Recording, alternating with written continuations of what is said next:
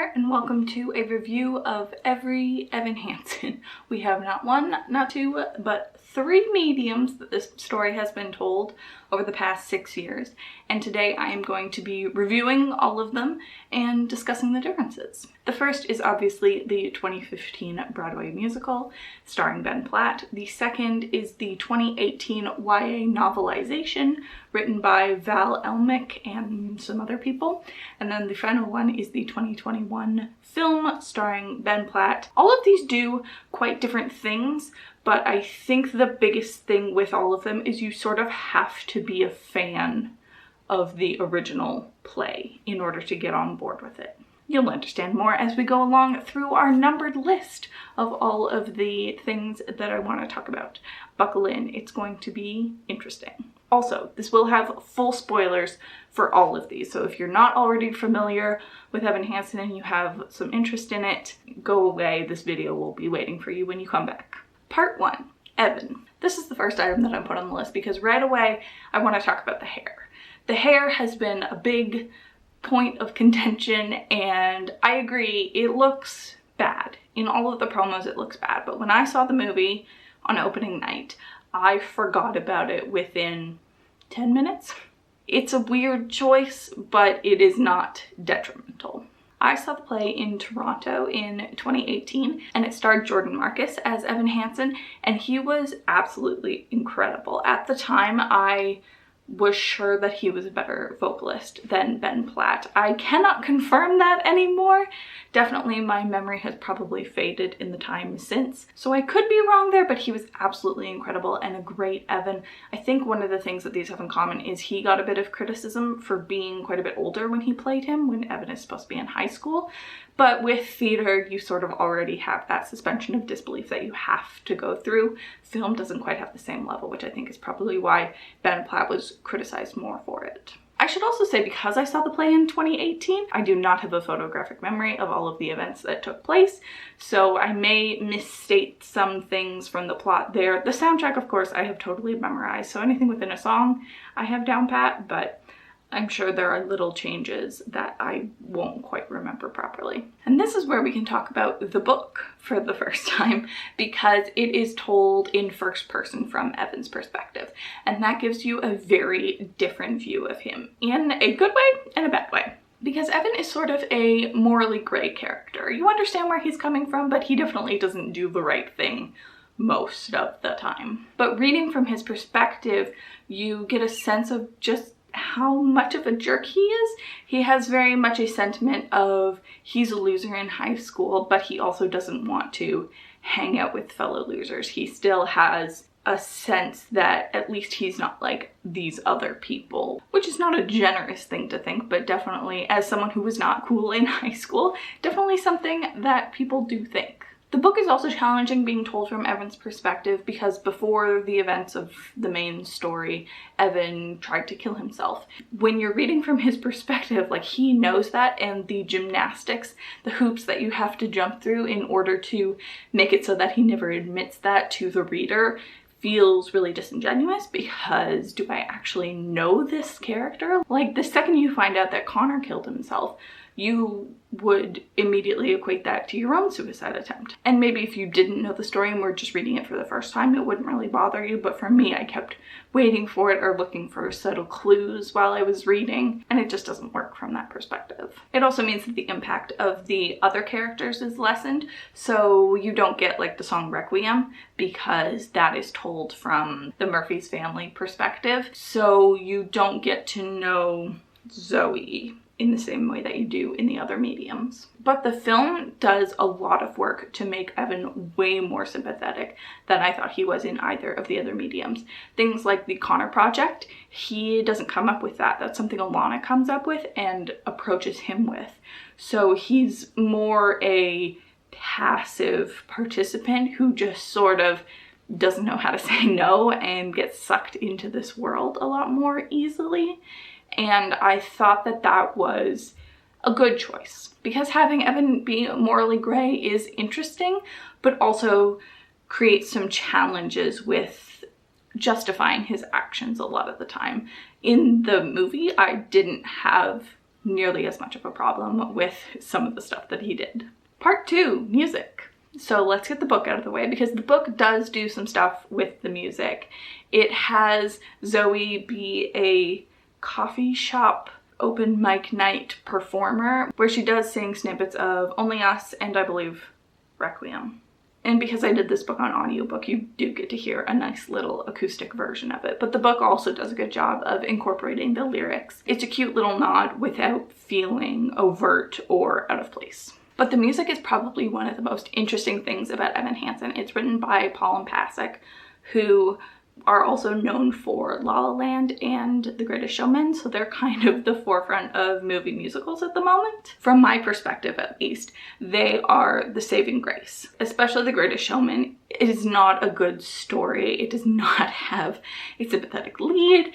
It has really dumb societal commentary, but the music is really good and everyone really likes it, and it toes the line between show tunes and pop music. Obviously, I, as a musical theater lover, would prefer a more show tuney sound, but I can appreciate it for what it is. And Evan Hansen is sort of no different, because the story itself I really don't love. Some of the messaging I have a problem with. Evan is really unlikable, especially in the play, but the music is really good and so emotional, like especially Words Fail and So Big So Small, Blow the Doors Off the Theater, power ballads, like really, really incredible stuff. But for the movie, they didn't have to, they chose to cut some of the songs. They cut Anybody Have a Map, Good For You, Disappear. Is that it? How to Break in a Glove, which I always forget because no one likes that song. If you were gonna cut a song, I don't think anyone's mad that you cut To Break in a Glove. I personally have a problem with them cutting Anybody Have a Map, especially because Heidi is supposed to sort of be the emotional crux of the whole thing. Like, she has the 11 o'clock number that, you know, makes me sob uncontrollably, of course. Having her not sing at all, especially because they cut Good For You too, until the very end is strange. I did not like it. The other songs, I'm pretty okay with them cutting. They did sort of replace Disappear with a new song called Anonymous Ones, which is sung by Alana, which I did like, giving Alana her own number, because I remember in the stage production that I saw, the Alana was just like an incredible vocalist, and she doesn't have enough to work with. So I'm glad that we gave this actress something to work with, even if she's not like a singer. Maybe she is a singer, but I don't think anyone is a singer in the same way that Ben Platt is a singer. I appreciate the song more than I like it. It's not very complex, and it definitely leans more like folk pop than mega musical ballad. But the style of the songs in the movie is very interesting, because any Ben Platt number is presented exactly the same way. Like, he didn't change anything from his Broadway performance, which I don't have a problem with. I would rather have an incredible vocal than something sort of tamed down. But it means that he is doing a different movie from the rest of the people. The actress who plays Zoe, I was impressed with her Requiem. She has sort of like an indie folk sound, which really works for the character too, so I'm not mad. Of course, I would like bigger, big notes. And she also like didn't sustain ever, but it worked for the style that she was going for. But that is a very different style from Ben Platt. So when they do Only Us, the duet is not good. They do not mesh even a little bit. Ben Platt is overpowering her so much. They have no chemistry, like physically, emotionally, musically. It's just not there. And so I do wish that the movie had made a decision one way or the other. Like, are we gonna go more toned down, non-theater singers, or are we gonna go like full theater? I'm pretty generous with my views on the movie, so I can look past that, but I could see a lot of people not being able to. The other song that they added is for Connor, but we'll talk about that when we talk about Connor in a second. The other thing that I sort of had a problem with the music was the mixing or the editing of it, because there were quite a few times, Words Fail was the big culprit on this, where he would be like crying, like actively tears, red eyes, really uncomfortable to look at, that poor baby, and singing not his best. Just because like there's snot all up in there, that happens. And then all of a sudden it would cut to something that was clearly recorded separately, where he has beautiful, crisp, clean notes, and it was distracting. In theater, you're supposed to sort of fake cry so that you don't get snot all up in there, but no, he was going full crying with this, and it affected his vocal performance, which is the one thing I care about. Maybe other people don't care about it, but I just want a good singer to do the singing. So I guess maybe it's better that they did cut to the good singing after a while, but it was quite jarring. Part 3, Connor. I guess we can talk about the song to start off, which is called For Today, which I keep singing Rent whenever I hear that. No day but today. But it's not. It's For Today, which is a nice parallel to For Forever, though I don't love the inclusion of the song. When it starts, it's presented as a background vocal, and so you sort of forget it's there because it's new and it sounds sort of generic. It could just be any song on any movie soundtrack, and it's only at the very end that you find out that it is Connor singing a song that he wrote while he was in rehab. While I think that that is an interesting choice, and there is part of me that does like it, it is sort of gross. The way that they are taking something private that Connor clearly never intended to share with anyone. He never talked about it. He was assumed in a safe space at rehab, and that this is now being used without his permission after his death. That I definitely feel gross about. Because sort of the point of the play is that we don't know who Connor is. We know nothing about him, and everyone has their own ideas about who he might have been. The book also does some very interesting things with Connor, which is one of the best/worst things about the book. For the most part, the book is a straight retelling of the musical from Evan's perspective, except that it is not exclusively from Evan's perspective. There is a perspective from Connor as a ghost. There's part of me that appreciates getting to know Connor, because even if it is the point of the musical that Connor sort of could have been anybody, he's also someone that you care about in a weird way, and you do sort of wish that you got to know.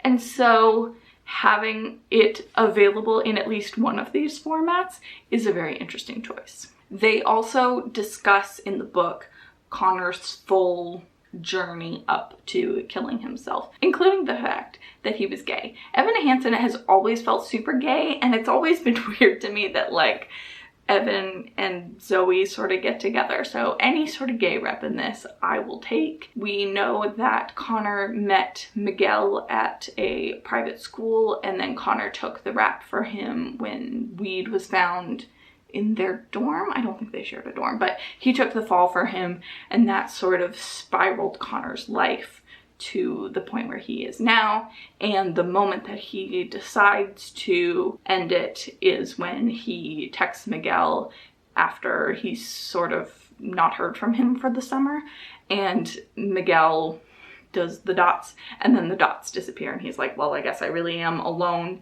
He goes to someone that he met in rehab and gets some pills. So it is interesting to include that, but I think that the musical, it was smart to not say why Connor killed himself specifically, other than like he was just having a rough time, and how he killed himself. I think that that is a good choice, and at least mitigates some of the suicidal ideation that the 13 Reasons Why of the world have had such a problem with. So Connor is a very interesting character. Oh, I should mention in the movie, he is played by, I don't know what his name is, it's on the screen now, and he looks like he's 40. He is such a non-believable Connor. I really couldn't get on board with it, but he disappears from the movie after Sincerely Me. The other issue with the book having Connor's perspective and making Connor a sympathetic character is it really takes away from Zoe's plotline, where she talks about how Connor was mean to her constantly. He like threatened to kill her at one point. He kept asking her for money, and it makes Zoe sort of look like the bad guy in retrospect, which sure is interesting, but like it goes back to the idea that it doesn't matter who Connor is, that no one really knew Connor. Everyone is sort of putting these ideas onto who Connor was in this performative grief kind of way, where everyone suddenly has a story about how they were friends with him in 5th grade or whatever. It also expands upon a point that was made in the movie. I don't know if it was in the show, but they talk about how in middle school or something, he threw a printer at the teacher because he didn't get to be line leader. In the book, they expand on that, where apparently after that, the teacher sat Connor down and they had a nice heart-to-heart. And he apologized and she apologized and came up with this little system for like, if you don't think that you're being heard, put a note in this jar and I will get to you when I can, just to make sure that he was being looked after. And so I do like that reframing, but you can also sort of assume that, because all kids are going to remember is that he threw a printer at the teacher.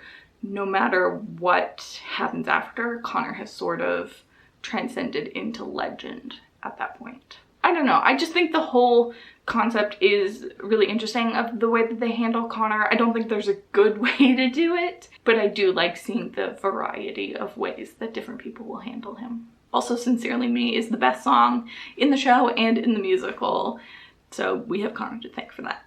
But yeah, why did they make him a ghost? It's really weird and sort of gauche.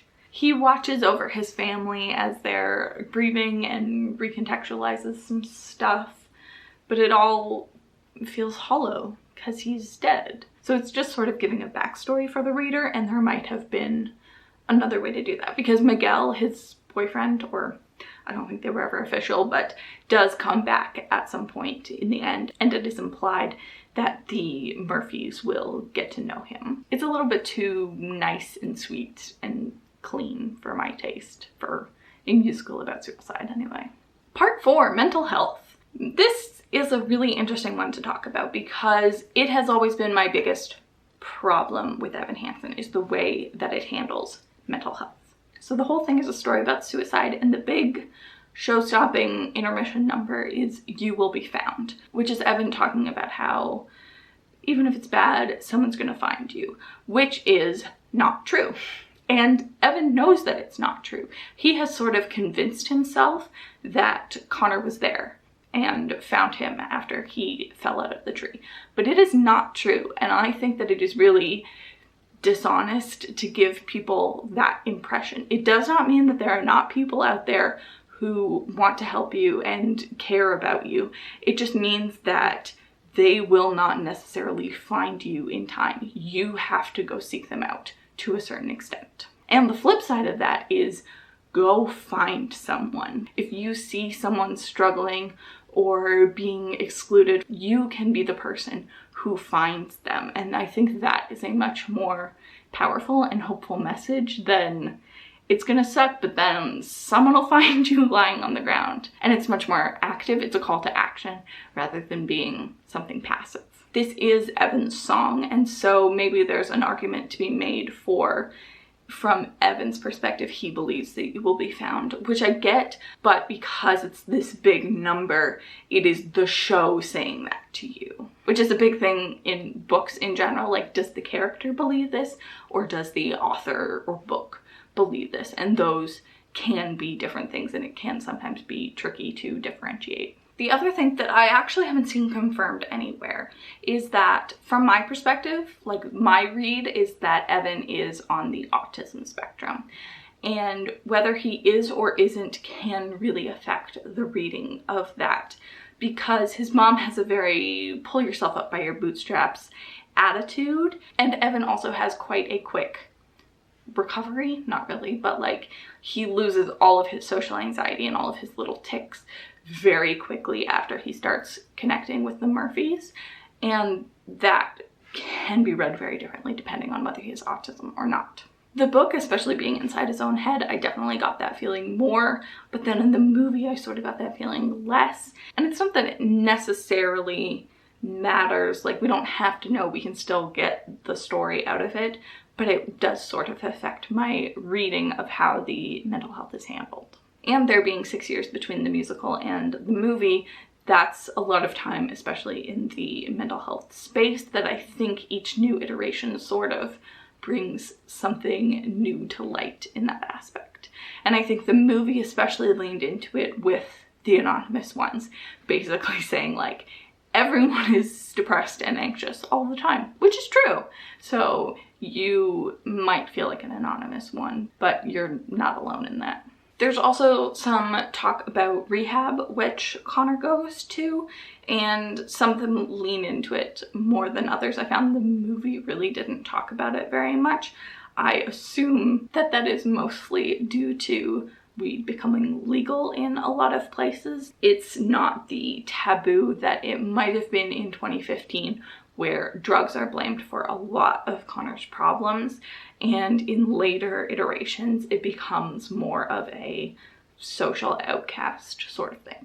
And then there's Evan's suicide attempt, which is challenging to handle because most iterations don't really talk about it, and it's sort of used as a shock value thing. From my memory, I don't think any of them really talk about how he feels now, how he felt before, how he felt during, how he felt after, what his life looks like going forward, what his perspective is, him versus Connor. Like, there's a lot to unpack there that it just doesn't really seem to have any interest in handling. The movie has a throwaway line. It's something like, "And now I know I want to live," which is fine, but it feels like there's a lot more going on there that we could talk about. The book, however, does go into detail, much in the same way that Connor's suicide has like the events and the moment. So does Evan's. He talks about how the park where he now works is somewhere that he and his dad would go when he was a kid, and that it was their favorite place. And so part of Evan's internship is that he fixes up the sign at the place, and he sends a picture to his dad, like assuming that he's going to be proud of him, and his dad texts back an ultrasound of the stepmom who is now pregnant with a son. And it's rough because Evan has that feeling like he's being replaced. His dad is very inattentive to who he is or what he cares about, and it's rough. But then he doesn't really talk after about like, I'm good now I'm not being replaced. It seems strange to have a show centered around suicide that does not want to talk about the aftermaths of a failed suicide. It is only talking about a successful suicide. Maybe there's something there about how like, you don't know what you have till it's gone. Apparently Connor had a previous suicide attempt and his dad said that he was just looking for attention, which is like, yeah, you need someone to pay attention to him or care about him. It is just seeking attention because that's what human connection is. Anyway, so it is interesting that like we don't care about people if it's a failed suicide attempt, but if it's a successful suicide attempt, then it's a huge deal, throwing assemblies, making an orchard. Maybe that's intentional, but it feels like a missed opportunity to me. There's a lot of mental health stuff in it, and I would be actually really interested to see varied perspectives on that, because I do feel like every time I approach it, I sort of get a different feeling out of it. Part 5, the moms. So I mentioned already that they cut the opening number, which I really don't like from a thematic perspective, because it relates the two families in a nice way that no one really knows what they're doing, whether they're a poor single mother or a rich housewife. Seeing the way that they both interact with their sons, who are more similar than I think. Like, there's a lot that's handled in Anybody Have a Map that they gloss over now. Mostly this point is just an excuse for me to talk about Amy Adams, who plays, oh, what is her name? It's something bougie. Cynthia Murphy in the movie, which I was surprised by. I was expecting her to be Evan's mom because I know that she has singing experience. She did Enchanted, which is amazing. You can fight me on it. And I don't think Julianne Moore has any singing experience, nothing in my memory anyway. But no, she's Cynthia Murphy, so she gets very little singing. She only does that little line in Requiem, which she does fine for, but whatever. But she is absolutely incredible in this role. She does such an incredible job of like making Evan cave. Like, she keeps asking Evan to tell her stories about Connor and stuff while he's like still trying to explain to them that they've got it wrong. But like, her puppy dog eyes, she looks at you like you shot Bambi. Like, I would lie to her to make her happy. Literally anytime she was on screen, I felt like crying, which I love. I love that for me. The Cynthias in the other formats aren't really that interesting to me. They don't serve much of a function, but Amy Adams brings that like nothing to work with and elevates it. I love her. The other mom, Evan's mom, is named Heidi, and as I've said many times, she has the closing number, So Big, So Small. I know it's not technically the closing number, there's like a reprise at the end, but that doesn't count to me. And that is such a powerful song. When I saw that in theaters, I was sobbing. She has that line, I knew that I would come up short a million different ways, and I did, and I do, and I will. Ah, it's so good. I'm gonna cry just thinking about it. Except that now I'm remembering that Julianne Moore did that song, and she just didn't do it justice. She's not a singer. She did what she could with it, but that needs power vocals behind it. That song also bothers me because it's just her and Evan sitting on the couch, and Evan is silent through it, especially this time through. I noticed, like, we just need Evan to come in at the end. They're doing the When It All Feels So Big Till It All Feels So Small. Like, that's just such a natural place to have Evan echo the lyrics or like do a harmony on it. It's screaming for it, and I can't not hear it. Part 6, the dads. In the movie version, Larry is Connor and Zoe's stepfather. I don't believe that's the case in either of the other two mediums. I don't know how much it adds, but there is a little subplot about how their biological dad died and how they were devastated by that, and so I think there is something interesting there, but they didn't really expand on it. But Larry was also responsible for one of my saddest moments in the movie, where they talk about how Larry hasn't properly grieved yet. He didn't cry at the funeral. And then during I Think You Will Be Found, he comes home and starts crying. And then I start crying and everyone's crying. And it was really well done. They had a nod to How to Break in the Glove, but they did not do the song, which no one cares. Like, having a 30-second scene where he tells him how to break in a glove is just as effective as having a full song for it. And then Evan's dad, as we talked about, is living in Colorado with a new family. I just wanted to touch on him because of something that was in the book that I really appreciated, where he's coming to terms with his dad leaving. I guess this is sort of in place of So Big, So Small. Is he talks about how Heidi could have left. She wouldn't, but his dad did. And so it sort of reframes some stuff for him that I thought worked really well. And I also like that they don't let Evan's dad off the hook. He is always the bad guy. Divorcing your wife is definitely different from like having a son who is actively reaching out to you and you can't give him what he needs. That's just an objectively bad parent, and I like that he doesn't get to be sympathetic. Part 7, staging / cinematography. So we don't have much to talk about for the book with this one. Just having it from the first person perspective instead of third is the only choice that they made, which I understand, but it also gives us a lot less of the other characters. So when I saw the show, I was not a huge fan of the staging. The band was a pretty small group. I think it was like 9 people, and they were up sort of in a balcony on the stage in the back corner, which I always love. I always love being able to watch a musician do their thing, see when they get the cues and stuff. It's just really interesting to me. I don't know if that would bother anybody else. There is virtually no set for this. Most of it is done through big screens that have things projected onto them, particularly for You Will Be Found, how they have all of those messages coming in. That's where it's utilized properly. But for a lot of it, it's just sort of like vague impressions of trees or sky. And then there's just little set pieces that are moved onto stage, like a bed and a bedside table that's supposed to be the whole bedroom. But it also means that every scene, the room is as big as the stage, because you can do as much as you want with it and expand the spaces beyond what it would normally be.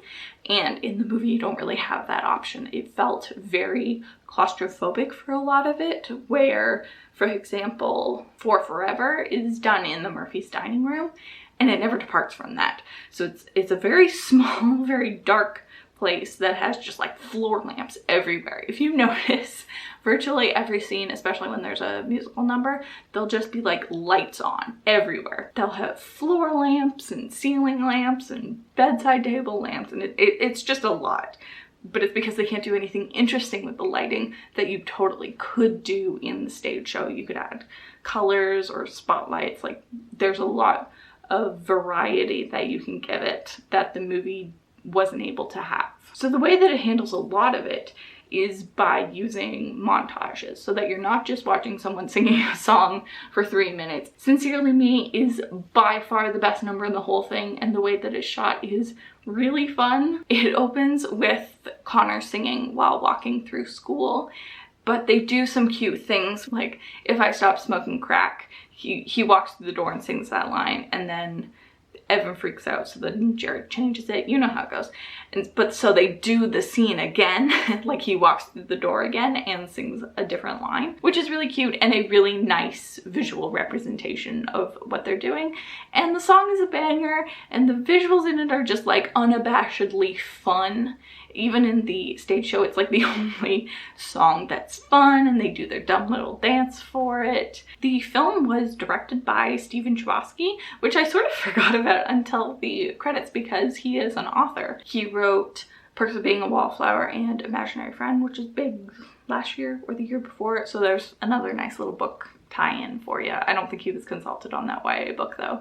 I felt like the cinematography, I felt like it got better throughout the movie, but I don't know if maybe that was just, I sort of got desensitized to it. The opening number especially I didn't really like, because every time Evan says tap, tap, tap, it cuts on each of those taps really unnecessarily, and it just sort of feels amateurish. It feels like something I would do, and you definitely don't want to do that. There's also a lot of extreme close-up, which is, you know, the Les Mis Tom Hooper model, which just isn't appropriate for the level that Ben Platt is giving us. Like, he is singing to the cheap seats and we're this close to his face. You never want to be that close. But I also don't know what they could have done differently. Like, you have so many limitations in adapting a show like this if you're not going to go for a bit of a surreal feeling. Because everything has to stay so grounded in reality, it can get kind of boring. My favorite bad decision that they made, maybe this was just the worst and then nothing else in the cinematography was this bad, so I didn't care. There's a moment in Requiem, so they're doing 3 parts at once. So it's Zoe and Cynthia and Larry are all singing at the same time, which on a stage, you can just have them all stand apart from each other and do their thing. Here what they do is the shot is of Zoe, and then they have like a faded version of the Cynthia and Larry heads that just sort of float across the screen while they sing. And it was really goofy and I didn't like it, especially in a song like that I love so much. And the vocals in it were fine. I really liked seeing it in there, but that totally took me out of it. Maybe it's also the juxtaposition of Sincerely Me and then Requiem is the next song. So you go from the best thing to the worst thing. Maybe it's just a bit of whiplash. Maybe that's why I thought it was so funny. The other goofy shot that they had in it, it wasn't goofy. Again, it's a problem of I don't know how you do this better. In You Are Not Alone, they have all of the social media stuff that everyone's posting in response to Evan's speech. And so you see that, but then when the ensemble comes in, what they do is have all of the little individual ones sort of flying past into blackness, and then they all fall into place and create a picture of Connor's head. And I don't know how you do that better, but I hated it. Ensemble pieces are definitely the hardest thing to convey in a medium like this, especially when you're going for realism, and I don't know how you do it. They did get lucky, or just chose the right thing to adapt, because there's not a lot of ensemble stuff. A lot of it is just Ben Platt standing there and singing, which I am not mad at, but it is not compelling from a visual medium perspective. It really is something made for the stage. Part 8, conclusion. So I didn't have a problem with the movie. I actually really liked it. Maybe my expectations were just extremely low, but I also think that I am someone who just likes theater, that I will take it in whatever format I can get it. I just want a good singer singing a good song, and this had that, so I was happy. Is it successful as a movie? Maybe not, but it is nice that people who can't afford to go see the stage show will have a way of experiencing it that is close enough. I think if you already like Evan Hansen, you will like the movie, and even the book, because the book was no great piece of literature, but I did like the different perspectives that it gave me, and it was really quick to get through. I'm waffling between a 3 and 4 star. It does give you a different perspective, but only if it's something that you already like. I think if that was your introduction to Evan Hansen, it wouldn't be successful. I really enjoyed the Evan Hansen movie. I think that I just enjoyed it for what it was, and I didn't expect it to try to be something that it wasn't. I think that Ben Platt is incredible in it, even if he doesn't gel with the rest of the cast. It is sort of like watching 2 different movies, but both of those movies were fine if you can just separate them in your mind. And then the play, well, I have some issues with its overall messaging. It is something that I think about a lot, and being able to have a new perspective on something is the greatest gift that art can give us. Nerd. Thank you for sticking it out with me. I know that this was long, but I had a lot of thoughts, and I hope that those thoughts were useful and informative for you. If you have any opinions on the Evan Hansen universe, please comment below. I would love to chat about it. I would love to get your perspective on especially the mental health stuff, whether you are an Amy Adams stan now too, what your favorite song is, how many times you cried. I should mention I cried in all 3 of these formats, so I am clearly a sucker for this kind of thing. All right, I'm tired. I'm done talking. I've talked for long enough. Thank you for watching. I really appreciate it. Comment below, subscribe, like, share, other buzzwords. I will see you in my next one. Bye.